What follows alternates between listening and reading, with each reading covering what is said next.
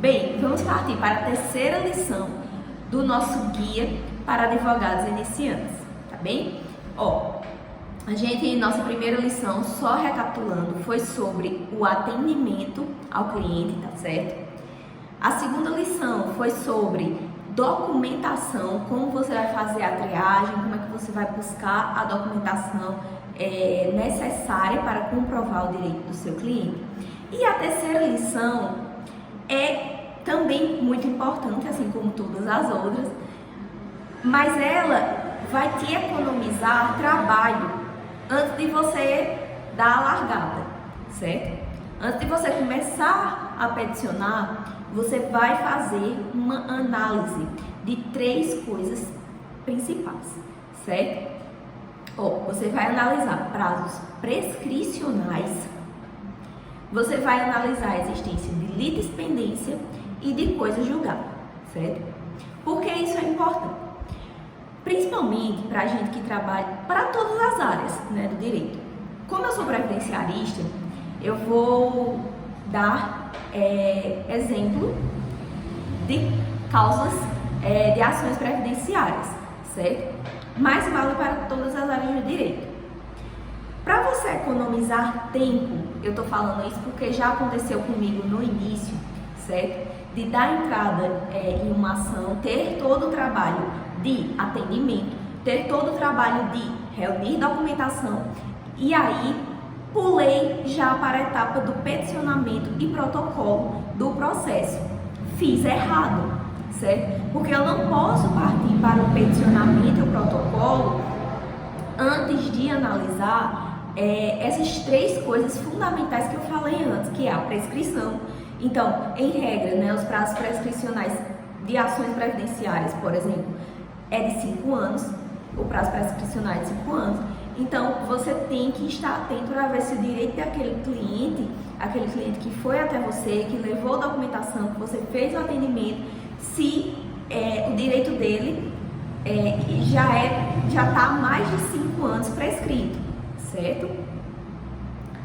Outra coisa, litispendência. Isso daí foi o que aconteceu comigo. Eu, muito empolgada, era a primeira causa, né, de um segurado especial de uma agricultora que eu tinha pegado, sozinha. E aí eu, muito empolgada, fiz o quê? Atendi ela gostou do atendimento, assinou procuração, assinou contrato de honorários, eu reuni toda a documentação que ela tinha, analisei processo administrativo, corri e peticionei, certo? Então eu tive todo esse trabalho, eu dei esses passos. Só que saiu a decisão, né, do juízo, dizendo que não ia arquivar o meu processo, né, porque o que é que acontece? Já havia uma ação judicial tramitando com a mesma parte autora e o mesmo réu, que no caso era o INSS, né? Por quê? O que foi que aconteceu? É muito comum, principalmente com os segurados especiais, né, da Previdência, eles estarem filiados a um sindicato, né? O Sindicato dos Trabalhadores Rurais. E muitas vezes o sindicato, ele dá entrada no processo administrativo e, ao haver a negativa, eles encaminham para algum escritório que trabalhe com o sindicato, que seja de confiança do pessoal, enfim, para dar entrada nas ações judiciais. Foi o que aconteceu com essa minha cliente, né? Já havia uma ação judicial tramitando, porque ela tinha dado entrada antes e com o processo administrativo, e as pessoas colocaram para frente, né, colocando na justiça, porque no administrativo tinha sido negado, enfim, toda aquela coisa. Resultado, perdi o meu trabalho, né? Perdi porque o erro foi meu de não ter verificado que já havia uma ação judicial tramitando, né?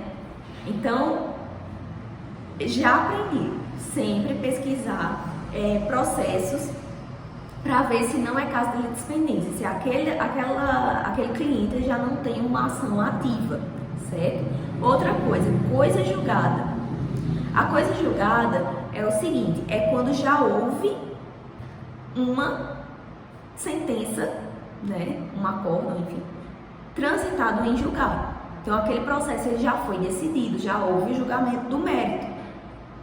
Aí você não vai estar discutindo, certo? Vou continuar no exemplo do segurado especial, do agricultor. Mas aí eu também já adianto que aí vai servir para todas as áreas do direito, né? Vamos dizer que o agricultor, ele deu entrada no administrativo, foi negado, foi para a justiça, sentença improcedente, porque na entrevista as testemunhas contradisseram o interessado, né, o agricultor, o autor da ação. Recorreu e aí o acórdão seguiu a decisão da sentença, seguiu a sentença, né, o entendimento. Pronto. Coisa julgada. A menos que você tenha provas novas, né, provas, sobretudo contemporâneas, ao fato que você está alegando, e que não tenha sido colocadas essas provas nem no processo administrativo anterior, nem no judicial, em quaisquer dos seus momentos, né, você não pode novamente buscar aquele direito, né? Você não pode entrar com uma outra ação, porque não tem fato novo. Então, a gente diz que houve coisa julgada, você não pode discutir o que já foi decidido e transitado em julgado, né? Já passou por todos os recursos e aí, de qualquer forma, o direito do cliente não foi reconhecido. Pode acontecer. Então, se o cliente lhe procurar, você pesquisar, não tem ação em trâmite, porém tem uma ação já julgada, você vai olhar para ver qual foi. Por que foi, né, improcedente? Se ali dentro daquele processo você analisar que todas as provas que você já tem já estão lá no processo, você não pode entrar. Se você entrar, você vai mais uma vez perder o seu trabalho. Então, minha gente, vamos seguindo a linha de raciocínio, certo? O cliente chegou no meu escritório, prospectei, como eu disse, eu não falei da prospecção, né? As nossas lições elas já vão a partir do momento que você está atendendo. Então, prospectei, atendi, primeiro vídeo, que eu dei todas as dicas para um bom atendimento, né? Atendi o cliente, segundo passo, pronto, já tenho noção do direito dele e agora eu preciso reunir provas daquilo que está sendo afirmado, né? Documentação, segundo vídeo das nossas lições. Com a documentação em mãos, eu vou para a pesquisa, certo? Vou para a pesquisa para saber por quê. Porque eu não pesquiso antes de ter a documentação. Aí, como eu disse, você tem que prestar atenção, porque principalmente na coisa julgada, você tem que ter a documentação, que é para ver se aquela documentação que você tem não tem nada novo que você possa mudar, né, ali dentro daquele processo que já foi julgado. Então, é importante que a documentação venha antes dessa pesquisa, para você ter certeza que tudo já foi discutido, ou que ainda tem algum pano para manga, como a gente costuma falar, né? Então, pronto.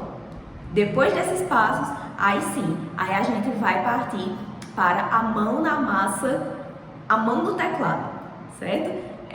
Próximo vídeo é sobre a elaboração da petição inicial.